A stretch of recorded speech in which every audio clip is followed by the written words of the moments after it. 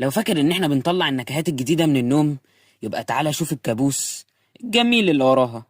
بنترست ده متثبت عندي، وانستجرام ده مجلة وصفات، جوجل ده اللي بقعد اسرش عليه وصفات ونكهات غريبة، وصحابي بيساعدوني جدا يعني. واحد اقترح لي كوكي بالكشري ربنا يسامحه، واحدة قالت لي جرب دبل شوكو بالسولت الكراميل. يعني في دعم بس مش دايما مفيد.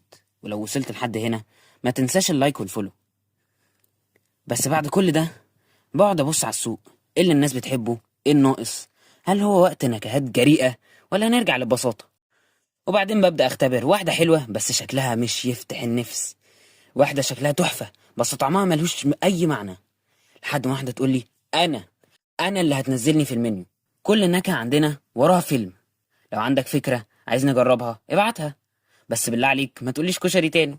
ده فيديو 34 يوم 34. أشوفكم بكرة.